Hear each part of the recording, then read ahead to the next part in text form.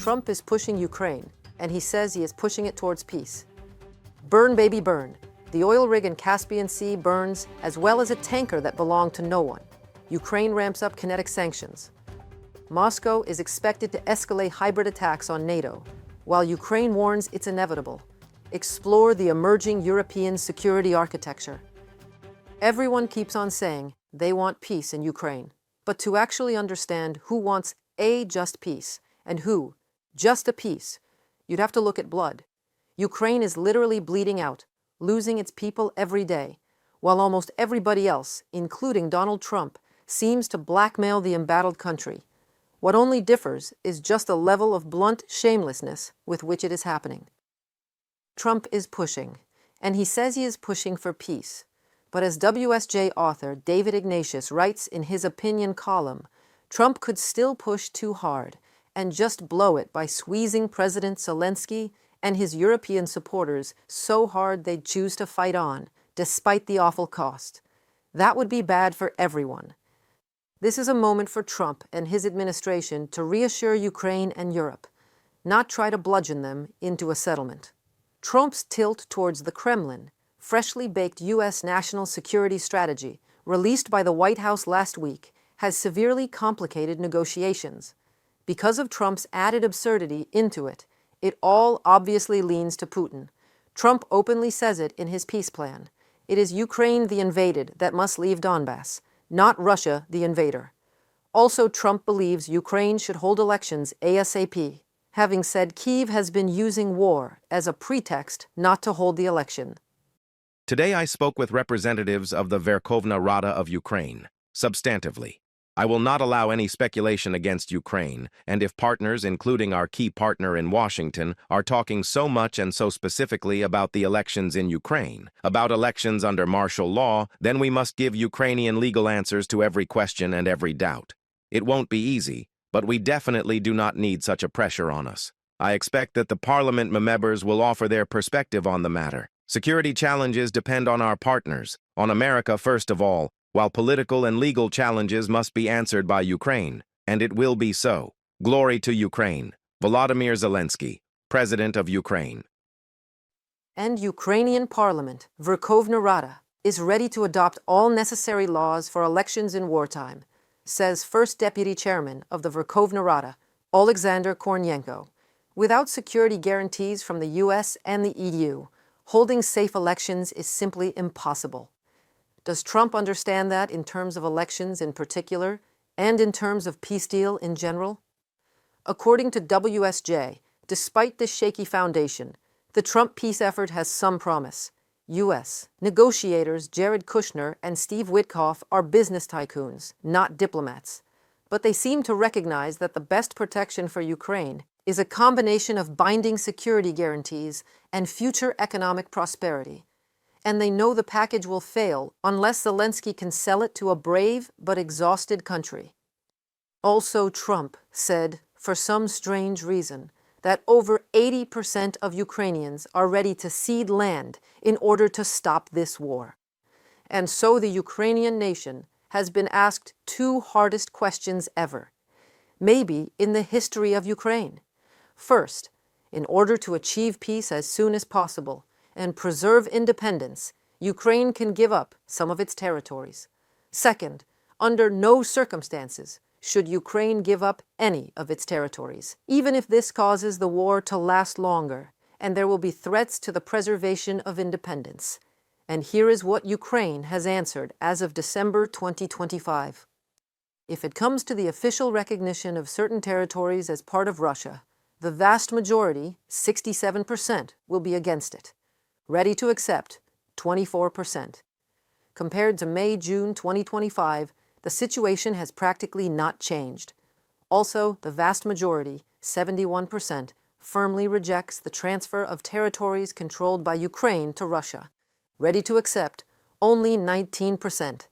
In May-June 2025, 78% categorically rejected it, and 15% were ready for such an option. In the case of the option of freezing the front line without officially recognizing any occupied territories as part of Russia, 56% categorically reject this option, and 35% are ready to accept it. At the same time, the willingness to accept this option has decreased since May-June. The share of those who can agree has decreased from 43% to 35%. The share of those who are categorically against it has increased from 48% to 56%. All this literally absurd Trump's team propositions, like Ukraine must leave territory of Ukraine so to get Russia comfortable in Ukraine, and all these leaked U.S. plans blueprint to rewire economy of Russia, that WSJ publicized, and that infamous Soviet propagandist Tucker Carlson, in whose opinion Russia has everything that America needs, the largest reserves of natural resources, energy, minerals, oil, gas, gold, a powerful army and a large population, which provides military and industrial capacity, is the largest country in the world by area and has great industrial potential. Human values, dignity, freedom, sovereignty, international law and order, all that Tucker Carlson and Trump's team are obviously dismissing as non-relevant in a kind of peace they propagate. Obviously, none of that invigorates anyone neither in Europe nor in Ukraine.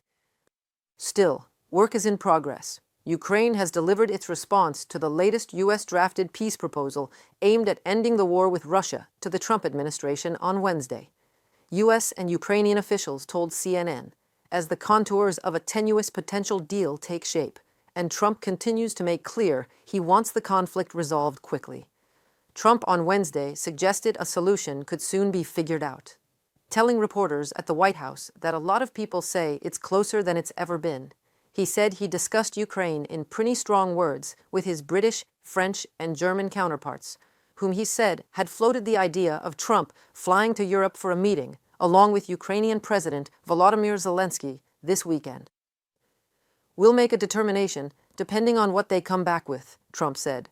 "We don't want to be wasting time," says President of the United States Donald Trump, a man who promised to stop this war in one day, and failed. For the first time, Ukraine has stopped the operation of a Russian oil platform, and that happened in the Caspian Sea. The oil rig in Caspian Sea belongs to the Lukoil company and was attacked by the Alpha Special Operations Center of the Ukrainian Special Forces SBU. At least 4 hits were recorded on the offshore platform. As a result of the attack, oil and gas production from more than 20 wells it serves has stopped. The Filanovsky bed oil field is one of the largest explored in the Russian Federation and in the Russian sector of the Caspian Sea. Its reserves amount to 129 million tons of oil and 30 billion cubic meters of gas. The extracted products were sent for export through the Caspian Pipeline Consortium, the source informed. The SBU continues successful special operations against the Russian oil and gas sector, constantly expanding their geography. Recent operation in the Caspian Sea is yet another reminder to the Russian Federation that all its enterprises working for war are legitimate targets wherever they are located, says a source in SBU. Russia always has been saying that a so-called shadow fleet does not exist, and if it does, it is not Russian, right? Well, then I guess there is no reason to worry in the Kremlin. The Dashan tanker, damaged today, was traveling with its transponder turned off and was not flying a flag. Russia said all is good, and the vessel was being Gambian. Other publications reported its registry in the Comoros Islands. In fact, it turned out that the 164,000-ton deadweight vessel belongs to no one. Belonged. In March 2025, this tanker was carrying 140,000 tons of oil from Novorossiysk to Port Said when its engine failed right in the Dardanelles Strait. There were no consequences in terms of oil spill. What does it all mean? More is coming. More no one's tankers will be going up in flames, as most effective sanctions so far. What else has been left for Ukraine that is being pushed by its main ally to cede it all, land, dignity, and own freedom to the violent aggressor, but to keep on burning tankers that belong to no one, but still are helping Russia? This is a position where the world puts itself by attempting to appease monsters. Those left without a choice facing monsters' aggression are becoming more and more dangerous, simply because they are becoming more and more desperate. Moscow may intensify hybrid attacks against NATO member states, Reuters reports, citing a Danish intelligence forecast. And Ukraine intelligence says, not may, it will. Look deeper into our story about new security architecture of Europe. Moscow may intensify hybrid attacks against NATO member states, Reuters reports, citing a Danish intelligence forecast. The countries posing the greatest threat to the alliance's security, according to the Danish Security and Intelligence Service, are Russia and China. The world's great powers are increasingly prioritizing their own interests and using force to achieve their goals. At the same time, uncertainty has arisen about the role of the United States as a guarantor of European security, and this will increase Russia's willingness to intensify its hybrid attacks against NATO, from a publication by Reuters. To counter hybrid threats from Russia, Latvia plans to allocate more than €200 million in 2026 to strengthen air defense, and another $50 million to develop UAV capabilities. This was announced by Latvian Defense Minister Andris Spruds. He noted that acoustic drone detection technologies and integration of new surveillance systems will allow the defense forces to respond more effectively to potential threats. They are also important steps in creating a European drone wall. Our external border is also the border of the European Union and NATO, and its security is our common responsibility. Therefore, at the European level, I advocate for increasing funding for air defense and drone capabilities, emphasizing that this is one of the most important tasks for Europe in the coming years. Andris Spruds, Minister of Defense of Latvia, from a statement on the Latvian Ministry of Defense website. Meanwhile, Germany is developing plans to defend its airspace, a representative of the German Air Traffic Control Service reported. According to him, airlines and airports still do not take the possibility of an attack on the country or NATO allies seriously enough. We are working currently with the Ministry of Defense and the Ministry of Transport on a requirement catalog to be prepared for a defense case. Airlines or civil airlines or airports are far away from thinking that we may enter into such a scenario where we have military activities in the country. And this is something we need to work on, that they exactly know what's going on in case the airspace will be closed and so on.